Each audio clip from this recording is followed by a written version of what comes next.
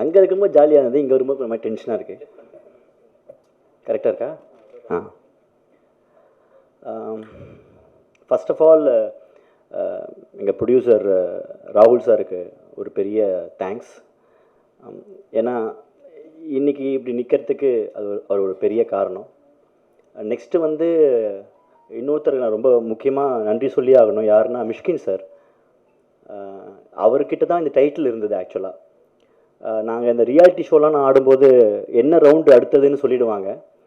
ஒரு நாள் சொல்லுவாங்க, அன்றைக்கி கரெக்டாக வந்து நம்ம என்ன சாங் ஆட போகிறோங்கிறத லாக் பண்ணணும் சேனல்கிட்ட சொல்லி. ஸோ என்னை மாதிரி இன்னும் நிறைய கண்டஸ்டன்ஸுமே இருப்பாங்க. ஸோ ஃபியூ செகண்ட்ஸில் அந்த சாங் எங்களுக்கு கிடைக்காம போயிடும். அந்த மாதிரி கிடைக்காம போச்சுன்னா திருப்பி என்னடா பண்ணலாம் அப்படிங்கிற கான்செப்டை யோசிக்கிறதே ரொம்ப டஃப்பு. ஸோ அந்த மாதிரி இந்த படமே வந்து இந்த டைட்டில் வச்சு தான் இந்த படமே. அவர் கிட்ட போய் கேட்ட உடனேவே அவர் எங்களுக்கு அதை கொடுத்தாரு. ஸோ மிஷ்கின் சாருக்கு ரொம்ப நன்றி. அப்புறமா கண்டிப்பாக ஒரு பெரிய சப்போர்ட் இந்த படத்துக்கு யாருன்னா கவின் தான். நான் இதுக்கு முன்னாடி ஒரு இன்டர்வியூவில் சொல்லியிருந்தேன், கவினோட ஃபஸ்ட்டு ஃபிலிமில் நான் கொரியோகிராஃபராக இருந்தேன். என்னோடய ஃபஸ்ட்டு படத்தில் கவின் ஹீரோ. இது பயங்கரமான ஒரு ப்ரௌடான எனக்கு ஒரு விஷயம். ஆக்சுவலாக கம்ப்ளீட் ஒரு சர்க்கிளாக ஒரு விஷயம் வந்திருக்கு அப்படிங்கிறத நான் அதில் நம்புகிறேன். ப்ளஸ் இந்த படத்தில் எனக்கு அமைஞ்சது எல்லாமே ரொம்ப லக்கி அப்படின்னு சொல்லுவேன். கண்டிப்பாக எங்கள் செட்டிலேயே வந்து ஓல்டுன்னு சொல்லக்கூடாது, கொஞ்ச நாள் ஆயிடுச்சு அவர் பிறந்து, ஆர்ட் டைரக்டர் சார். ஆனால் எங்களை விட பயங்கரமான எனர்ஜியான ஆள் அவர். ஸோ நாங்கள் கேட்டதுக்கெலாம் அழகழகாக ப்ரொடக்ஷன் கூட பயங்கரமாக சண்டை போட்டு எங்களுக்கு பிடிச்ச மாதிரி எங்களையும் கன்வின்ஸ் பண்ணி ப்ரொடியூசரையும் கன்வின்ஸ் பண்ணி அழகாக ஒரு விஷயத்த பண்ணி கொடுத்தாரு. அண்டு படத்தில் சக்தி சூப்பராக பண்ணியிருக்கிறான். ஆக்சுவலாக ட்ரெய்லர் ரிலீஸ் ஆன உடனே கவினுக்கு நிஜமாலுமே தம்பி சக்தி தான் போல இருக்குது அப்படின்னு நிறைய பேர் நினைக்கிற அளவுக்கு கரெக்டாக இருந்தது அந்த அவங்க ரெண்டு பேரோட கெமிஸ்ட்ரி. அப்புறமா விஜய்க்கு ரொம்ப தேங்க்ஸ். நிறையா இடத்துல கவினும் விஜயோட எனர்ஜி அந்த சாதாரணமாக இருக்கிற ஒரு விஷயம் ரொம்ப பியூட்டிஃபுல்லாக எலிவேட் ஆகி சூப்பராக இருந்தது. அதுக்கு ரொம்ப தேங்க்ஸ். அண்டு பிரீத்திக்கு ரொம்ப நன்றி. பிரீத்தியை நான் வந்து அயோத்தி படத்தில் தான் பார்த்தேன். அப்போ நாங்கள் யாரை கேஸ்ட் பண்ணலாம் அப்படின்னு ஒரு ஐடியா பண்ணிட்டு இருந்தோம். ஸோ அப்போ அவங்களோட படத்தை நான் வந்து ஓடிடியில் தான் பார்த்தேன்.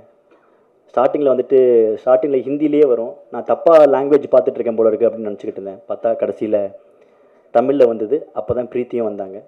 ஸோ எங்களுக்கு தெரிஞ்ச எங்கள் டீமில் ஒர்க் பண்ண ஒரு ஆள் அயோத்தி படத்தோட டைரக்டரோட கொஞ்சம் ஃப்ரெண்ட். ஸோ அவங்க மூலிமா வி காண்டாக்டட் ஹர் அண்ட் அவங்களும் இந்த படத்துக்கு வந்துட்டாங்க. ஸோ அதுவும் பெரிய ஒரு லக். ரொம்ப சூப்பரான விஷயம், தலைவன் விடிவி சார் வந்து என்ன சொல்லலாம் ஒன்றுங்களை பற்றி, இந்த மாதிரி பேசுறது தான் பண்ணுறது இல்லை, இந்த மாதிரி பண்ணுறதுனால தான் என் நானே பேசிட்டேன் அப்படின்னு சொல்லிட்டாரு. ஓகே, உங்கள் வாய்ஸை பேசுறதுக்கு இந்த ஊரில் 1 கோடி பேர் இருந்தாலுமே 1 கோடி பேருமே உங்கள் வாய்ஸை பேசலாம். ஓகேவா?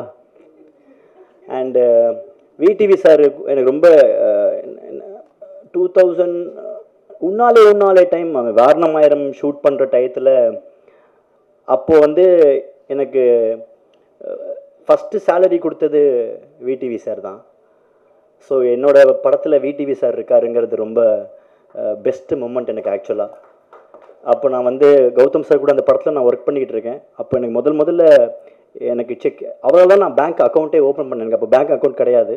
அவர் கொடுத்த செக் இது என்ன பண்ணணும், இதை வச்சுன்னே தெரில, அது அப்படி இருக்குது செக்கில். ஐயோ அப்படின்னா அப்போ தான் போய் நம்ம அக்கௌண்ட் ஓப்பன் பண்ணணும் அப்படின்னு சொன்னாங்க. ஸோ அவரால் தான் நான் பேங்க் அக்கௌண்ட்டே ஓப்பன் பண்ணேன். ஸோ அவர் இந்த படத்தில் இருக்கிறது சூப்பர். மற்றபடி என்னெல்லாமோ சொல்லி விட்டார். போடுங்க, அதெல்லாம் மிஸ் பண்ணாமல் போடுங்க. அப்போ தான் எதையாவது பார்த்துட்டு படத்துக்கு வருவாங்க.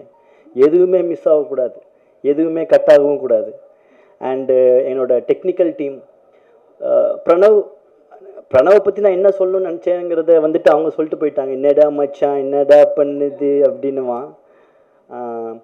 ஆக்சுவலாக இதுதான் அவனோட ஃபஸ்ட்டு படமாக வந்திருக்கணும். பட்டு என்ன சடனாக பிஸி ஆகி தொலைச்சிட்டான். வேறு எது இல்லாமல் படத்தில் இன்ட்ரடியூஸ் ஆகிட்டான் அவன். அப்புறமா ஹரீஷ், நான் கோரியோகிராஃப் பண்ணும்போது ஆர்டி சார் கூட ஒர்க் பண்ணுவான். சாதாரணமாக இருக்கிற ஒரு விஷயத்தை ஐடியாவை போய் அவங்ககிட்ட சொல்லுவேன், அதை பியூட்டிஃபுல்லாக ஸ்டேஜ் பண்ணி கொடுப்பான் எனக்காக. ஸோ அவங்களோட ஒர்க் எப்படி இருக்குங்கிறது நீங்கள் கோப்ராலாம் பார்க்கும்போதே தெரியும். இப்போ கூட அந்த ட்ரெய்லர் ரிலீஸ் ஆனதுக்கும் போது எல்லாருமே வந்து விஷுவலை பற்றி ரொம்ப ப்ரில்லியண்ட்டாக பேசினாங்க. அதுக்கு ரொம்ப தேங்க்ஸ் ஹரிஷ். பயங்கரமாக இன்னும் இழைச்சிக்கிட்டு இருக்காப்படி உட்காந்துன்னு டிஐயில் கலர்லாம் ஊற்றி பெயிண்ட்லாம் அடிச்சு எல்லாம் பண்ணின்னு இருக்காப்புல. அண்டு ஜென் ஒரு பயங்கரமான இந்த ஃபிலிமுக்கு ஒரு பெரிய அசட் ஆக்சுவலாக. அண்ட் அது எப்படின்னா ஜென்னுக்கும் கவினுக்கும் ஒரு பயங்கரமான ஒரு காம்பினேஷன், ஒரு பாண்ட் பயங்கரமாக இருக்குது. அந்த ஒரு அவங்களுக்குள்ளே இருக்கிற ஒரு நல்ல ஒரு கெமிஸ்ட்ரி அது அழகாக எங்களுக்கு யூஸ் ஆகிடுச்சு. ஆக்சுவலாக நான் அப்படி தான் நான் சொல்லுவேன். ஜென் எல்லா படத்துக்கும் நல்ல பாட்டு தான் போடுவான், கரெக்டு தான். ஆனால் கவினோட படத்துக்கு போடுற மாதிரி எதுலேயும் போட மாட்டான் அப்படின்னு நான் வந்துட்டு பயங்கரமாக நான் சொல்லுவேன். அதுதான் சொல்கிறேன். அப்போனா அந்த ரெக்கார்டிங்க்கு கவின் வரணும். அப்போ வந்தால் மிர்ச்சி விஜயோட படத்துக்குமே கரெக்டாக மியூசிக் போட்டுருவா. அப்படி இல்லை, ஏன்னா அவங்க பயங்கரமான அவங்களுக்குள்ள ஒரு கெமிஸ்ட்ரி இருக்குது. அவங்க spend lot of time together. அதனால் அந்த அவங்களுக்குள்ளே இருக்கிற அந்த ஃப்ரெண்ட்ஷிப், நீ நல்லா வரணும் நான் நல்லா வரணும் அப்படின்னு அவங்களுக்குள்ள ஒரு பயங்கரமான ஒரு கிவ் அண்ட் டேக் இருக்குது. கலக்கணும், இந்த இப்படி பண்ணணும் அதை அப்படி பண்ணணும் அப்படிங்கிற ஒரு எனர்ஜி அதெல்லாம் நான் பார்த்தேன். ஏன்னா டாடாவும் சரி, பிளடி பகரும் சரி, இப்போவும் ரிலீஸ் ஆகிறது முன்னாடிலாம் சொல்லக்கூடாது. நான் இதெல்லாம் ஓவராக சொல்கிறாங்களே அப்படின்னு நினைப்பேன். பட் ஆனால் அவங்க சொல்கிறது அவ்வளவும் உண்மையாக தான் இருக்குது. பியூட்டிஃபுல்லாக இந்த படத்தை வந்துட்டு ஒரு ஸ்டெப்பு மேலே அப்படி எலிவேட் பண்ணுறக்காப்புல மியூசிக்கால். அது நீங்கள் எல்லாருமே இப்போ ஆடியோ ரிலீஸ் ஆகும்போது எல்லாருமே சின்ன சின்னதாக குட்டி குட்டியான வந்த சாங்கு ட்ரெய்லரில் வந்ததெல்லாம் வந்துட்டு எப்போ இந்த ட்ராக் வரும் அப்படின்னு சொல்லி எல்லாருமே கேட்டுக்கிட்டு இருந்தாங்க. ஸோ ஆடியோ ட்ராக் வந்துச்சு, எல்லாருமே கேட்டு பயங்கரமாக ஜென்னை புகழ்ந்து பேசிக்கிட்டு இருக்காங்க. அண்டு எல்லாத்த விட என்றைக்குமே வந்து மை ஃபஸ்ட் ஹீரோ அப்படின்னு இருக்கும். அது எண்டு கடைசியில் நான் போகிற வரைக்கும் இது மாற்றவே முடியாது. என்ன வேணாலும் மாறலாம் லைஃப்பில். மை ஃபஸ்ட் ஹீரோ அப்படிங்கிறது வந்துட்டு கவின்.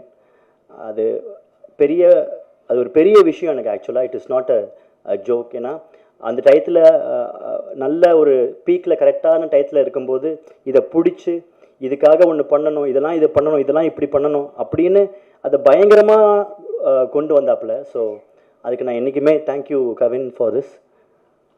அப்படி தான் சொன்னால் அவனுக்கு பிடிக்காது, அதான் அப்படி கூப்பிடுறான். ஆனால் நான் சொல்லுவேன்.